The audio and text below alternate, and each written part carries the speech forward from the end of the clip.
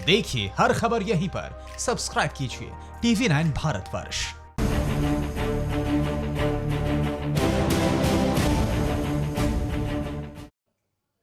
तो आइए शुरुआत करते हैं देश के कोरोना बुलेटिन की। मुंबई की सबसे पहले बात करेंगे। मुंबई से आज कोरोना काल की सबसे परेशान करने वाली तस्वीरें सामने आई हैं। यहां ट्रेन पकड़ने के लिए हजारों लोगों का सैलाब उमड़ पड़ा।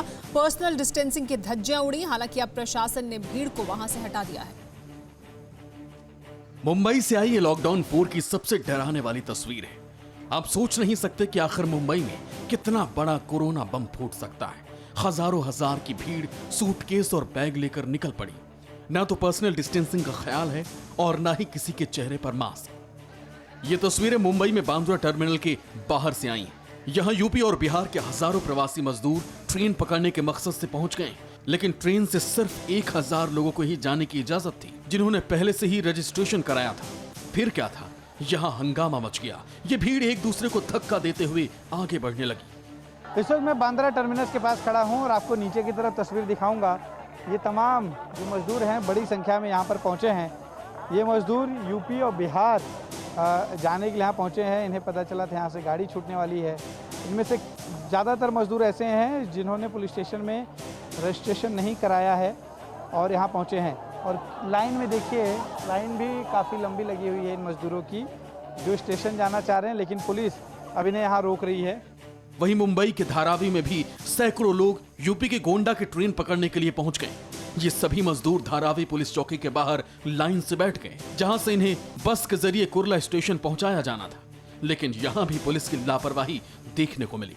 धारावी इलाके में जो मजदूर रहते हैं उन्होंने धारावी पुलिस स्टेशन में अपना नाम रजिस्टर कराया था।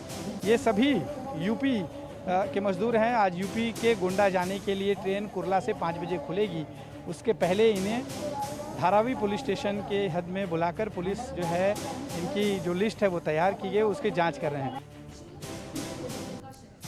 लॉकडाउन के दौरान सड़कों पर प्रवासी मजदूरों को आई दिक्कतों के बाद गृह मंत्रालय ने मजदूरों के लिए अलग से गाइडलाइन जारी की है। देखिए ये खास खबर। केंद्रीय गृह मंत्रालय ने प्रवासी मजदूरों की समस्या के समाधान के लिए नई गाइडलाइन जारी की है। गृह मंत्रालय ने उन सभी राज्य सरकारों को खत लिखते हुए प्रवासी मजदूरों के संकट को कम करने के लिए सुझाव दिए हैं। इन सुझावों के मुताबिक काम करने पर प्रवासी मजदूरों के घर वापसी में आसानी होगी और दुर्घटना के खतरे को भी कम किया जा सकेगा। आइए एक नजर डालते हैं गृह मंत्रालय के उन सुझावों पर जो राज्यों को दिए गए हैं।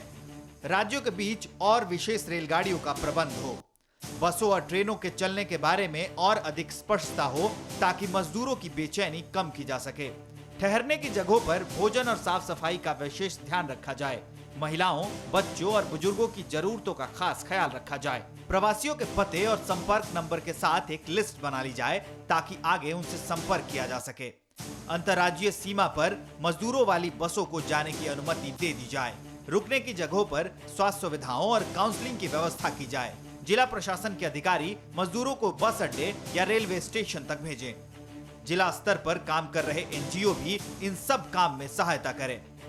प्रवासी मजदूर फिलहाल जहां भी हैं वहां जरूरी इंतजाम किए जाएं, जिससे प्रवासी मजदूर पैदल चलना शुरू न करें। लिहाजा लॉकडाउन 4 में दी गई राहत के ऐलान के साथ ही साथ अब गृह मंत्रालय ने एक बार नए तरीके से इन मजदूरों को उनके घर पहुंचाने का जिम्मा उठाया है और राज्यों के लिए नई गाइडलाइन जारी की है। गृह मंत्रालय की ओर से लिखे इस पत्र पर जितनी जल्दी अमली जामा पहनाया जाएगा, उतनी ही जल्दी प्रवासी मजदूरों को राहत पहुंचाई जा सकेगी और उन्हें और उनके परिवारों को सुरक्षित अपने घरों तक भेजा जा सकेगा। मजदूरों को उनके घर पहुंचाने के लिए अब से कुछ ही देर में कांग्रेस की 1000 बसों का कारवां गाजियाबाद और नोएडा पहुंच जाएगा। कांग्रेस महासचिव प्रियंका गांधी यूपी सरकार के इन बसों को भेजने का दावा किया है। बसों का ये कारवां राजस्थान से यूपी बॉर्डर रवाना होने के लिए तैयार है। कांग्रेस महासचिव प्रियंका गांधी की पहल के बाद अब से कुछ देर में 1000 बसों का ये कारवां उत्तर प्रदेश के गाजीपुर, गाजियाबाद और नोएडा बॉर्डर पहुंच जाएगा। यानी लॉकडाउन के दौरान यूपी बॉर्डर पर फंसे प्रवासी मजदूरों को उनके घर भेजने की कांग्रेस की मुहिम रंग लाती दिख रही है। तमाम विवादों के बीच प्रियंका गांधी के निजी सचिव ने चिट्ठी लिखी है और यूपी सरकार को जानकारी दी है कि शाम तक सभी बसें नोएडा और गाजियाबाद पहुंच जाएंगी।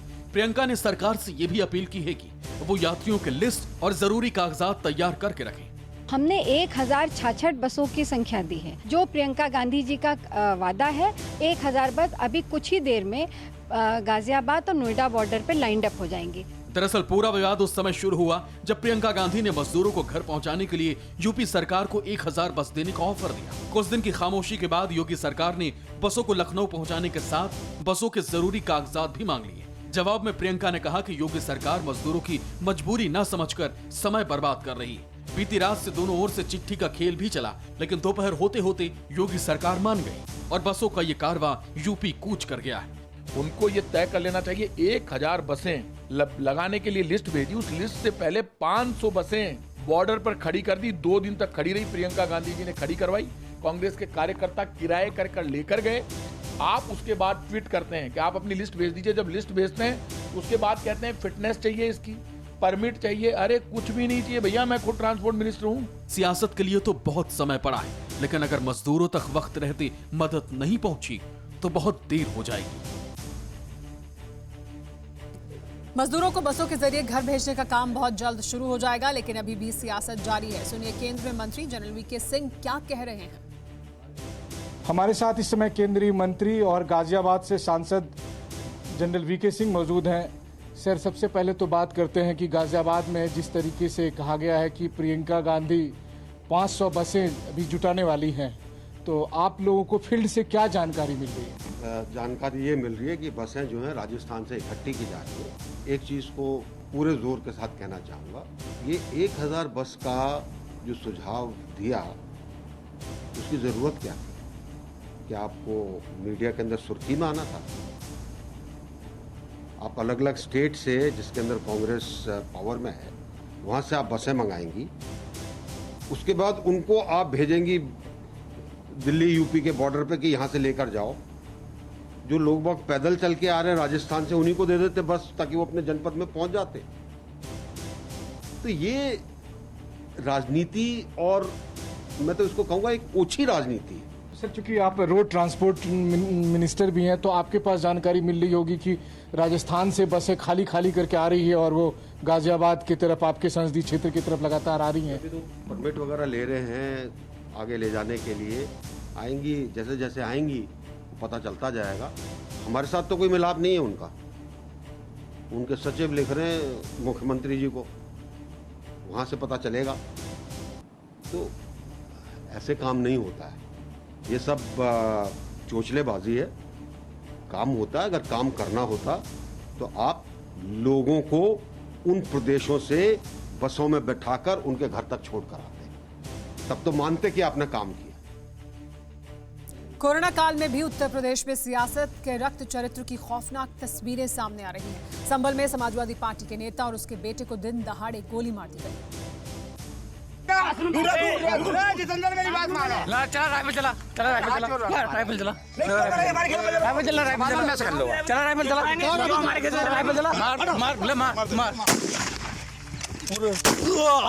दिन दहाड़े दर्जनों लोगों के सामने बेखौफ होकर 2 लोगों की गोली मारकर हत्या कर दी गई। वीडियो में 2 लोग साफ दिखाई देते हैं, एक ने गुलाबी तो दूसरे ने सफेद रंग की शर्ट पहन रखी है। दोनों के हाथ में राइफल है। दोनों ने मिलकर समाजवादी पार्टी के नेता छोटे लाल दिवाकर और उनके बेटे सुनील दिवाकर की गोली मारकर हत्या कर दी।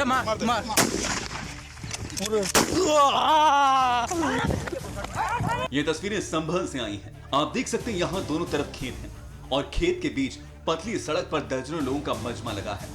2 लोगों के हाथ में राइफल है। दोनों बहुत गुस्से में हैं और इसी गुस्से में दोनों ने एसपी नेता और उनके बेटे की जान ले ली।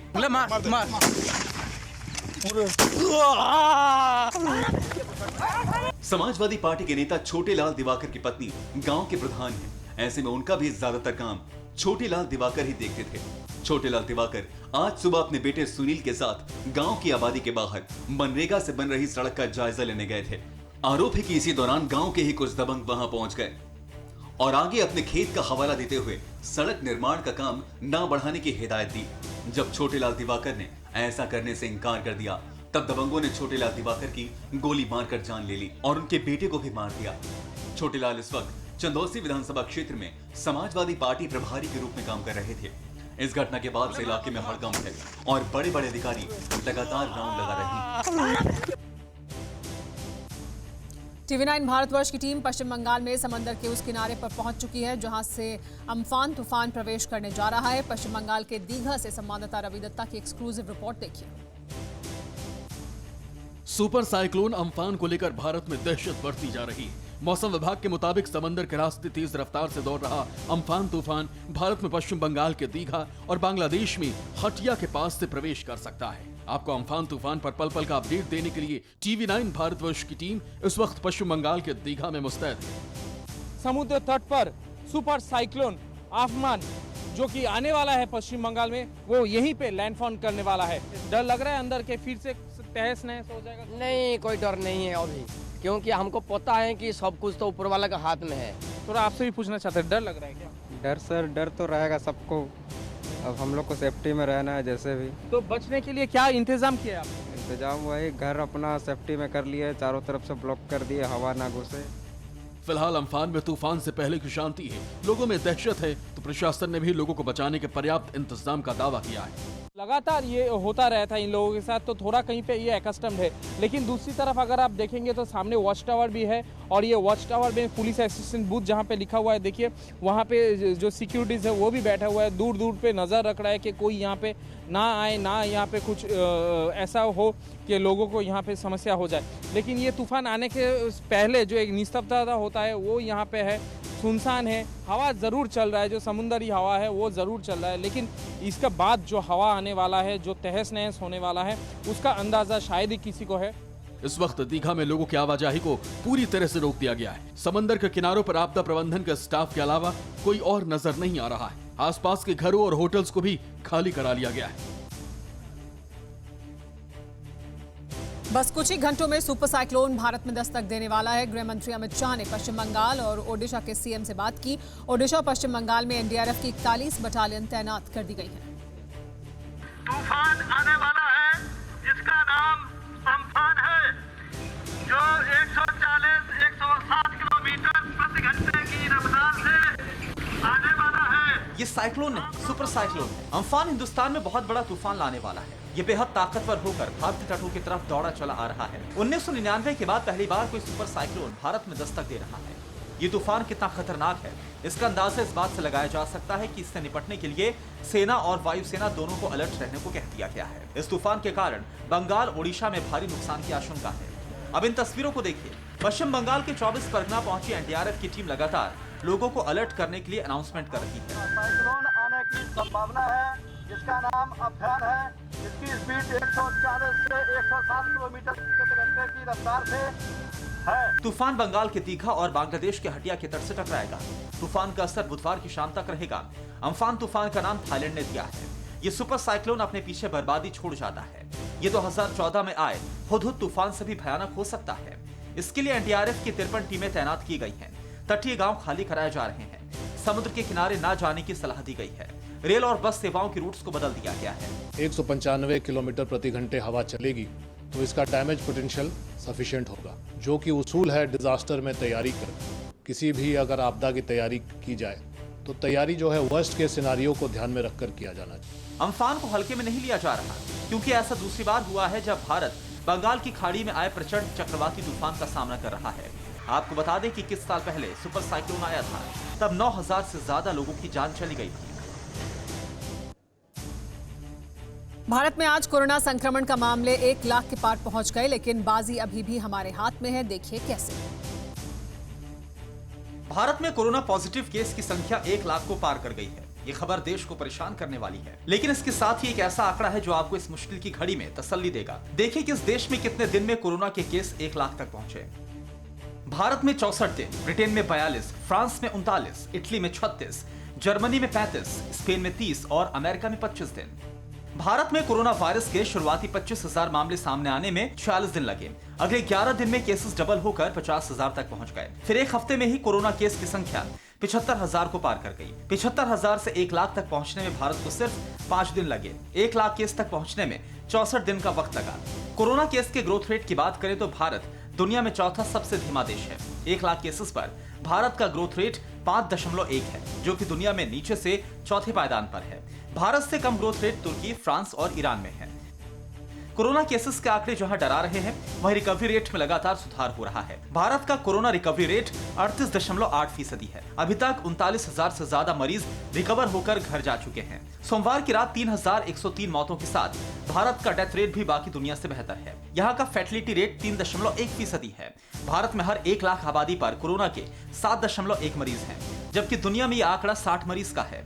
स्पेन में 1 लाख आबादी पर 494 केस सामने आए, जो कि सबसे ज्यादा है। अमेरिका में यह आंकड़ा 431 केस, इटली में 372 केस और यूनाइटेड किंगडम में 361 केस प्रति लाख आबादी है। भारत दुनिया में 11वां ऐसा देश है जहां कोरोना वायरस से संक्रमित मामले 1 लाख के आंकड़े को पार कर चुके हैं। भारत से ऊपर 10 देश ऐसे मौजूद हैं जहां पर कोरोना वायरस के संक्रमित मरीजों की संख्या 1 लाख से ज्यादा पहुंच चुकी है।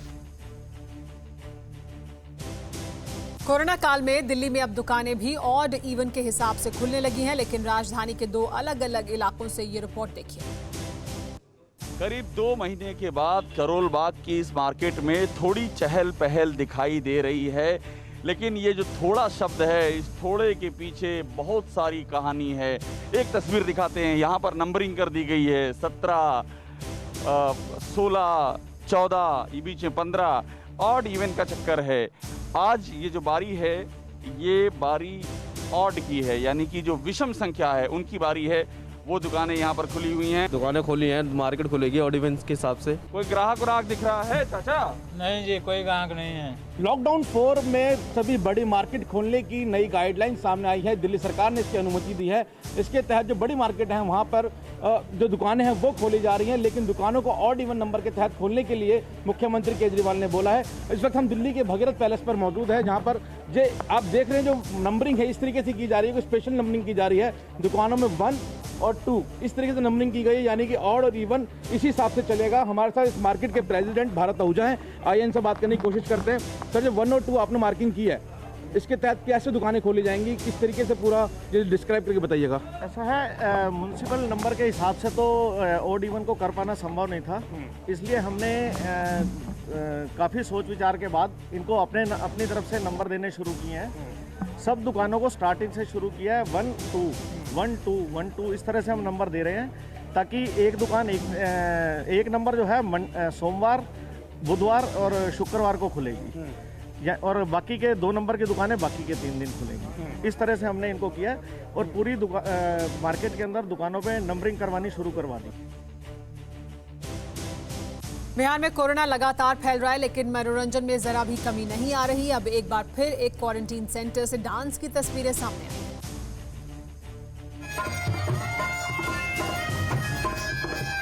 इन तस्वीरों को बस देखते जाइए। इन तस्वीरों को देखकर प्रशासन भले ही शर्म से पानी ना हो, लेकिन आप जरूर सोच में पड़ जाएंगे कि आखिर बिहार में चल क्या रहा है।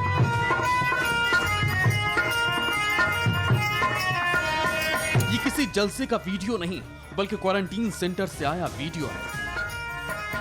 आप देख सकते हैं यहाँ स्टेज पर कुछ लड़कियां डांस कर रही, ढोलक, हारमोनियम, मजीरा बज रहा है और सामने दर्जनों लोग इसे देख रहे हैं।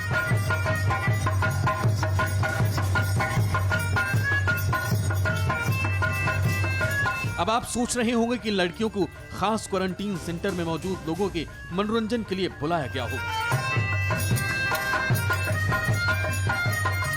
तो आप गलत हैं। दरअसल ये वो लड़कियां हैं जिन्हें खुद इस क्वारंटीन सेंटर में रखा गया था। ये बात जब गांव के मुखिया को पता चली तो उन्होंने स्कूल में बनाए गए क्वारंटीन सेंटर में ही रंगारंग कार्यक्रम आयोजित करवा दिया। ये चौंकाने वाला मामला समस्तीपुर के एक क्वारंटीन सेंटर से आया। कहने को तो ये क्वारंटीन सेंटर था, लेकिन जिन्हें कोरोना से बचाने के लिए यहाँ लाया गया था, ये डांस दिखाकर फिर उन्हें बीमार बनाने की कोशिश की जा रही। सवाल उठते हैं कि आखिर जब देश में कोरोना बहुत तेजी से फैल रहा है, लोगों की जान ले रहा है, ऐसे में क्वारंटीन सेंटर इसलिए बनाए गए हैं ताकि लोगों की जान ना जाए, लोग बीमार ना पड़े। ऐसे में क्वारंटीन सेंटर के अंदर ही इस तरह का डांस करवाना कहां तक जायज है?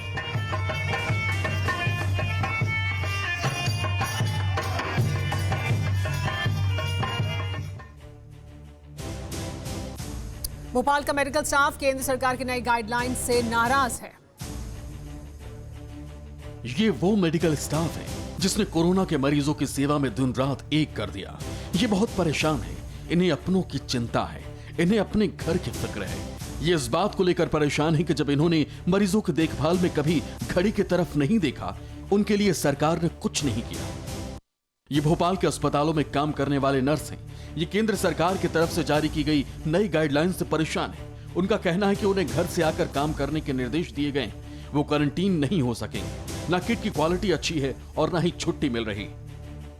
अब तो हम लोगों ने मन में यही सोच लिया है कि चलो ठीक है, अब तो जो होगा देखा जाएगा, या जितनी भी प्रॉब्लम्स हो सब फेस करेंगे, और वही सोच के हर बंदा अपने घर से निकला हुआ है। के कारण से अभी ये पीपी पहन के अगर हम काम करते हैं तो बहुत ज़्यादा मतलब हम लोग पूरे गीले हो जाते हैं, भीग जाते हैं, तो it's a too much draining type of condition. Nurses और मेडिकल स्टाफ का कहना है कि उनकी जिंदगी तो खतरे में है ही, सरकार के इस निर्णय से उनका परिवार भी खतरे में पड़ गया है। जब से हम लोग आए हैं तो हर दिन एक नई गाइडलाइन होती है, हर दिन एक नई गाइडलाइन होती है, और हम उसको फॉलो भी करते हैं। आप मेरे साथ चलिए एरिया में, देखिए कि हम लोग नाली पे, कचरे पे, इधर जहाँ जगह मिलती उधर ही बैठ के काम करते। लोगों को बोलते भैया आ जाओ, प्लीज़ सैंपलिंग करा लो, प्लीज़ सैंपलिंग करा लो। तो जब हम लोगों को बोल रहे हैं तो क्या आप हमारे लिए आपका कोई मतलब फर्ज नहीं बनता है? वहीं इस मामले में भोपाल के कलेक्टर का कहना है कि केंद्र सरकार की नई गाइडलाइंस आई है, उनका पालन करना जरूरी है। नहीं, उसका पालन कैसे कराना है वो हम लोग बात करेंगे उनसे, उनको भी मोटिवेट करेंगे, उनको सुरक्षित महसूस हो ऐसा प्रयास करेंगे। कोरोना काल में मेडिकल स्टाफ का मनोबल गिरना अच्छा नहीं है, क्योंकि इन्हीं की बदौलत हमने कोरोना पर काफी हद तक काबू पाने में कामयाबी हासिल की है।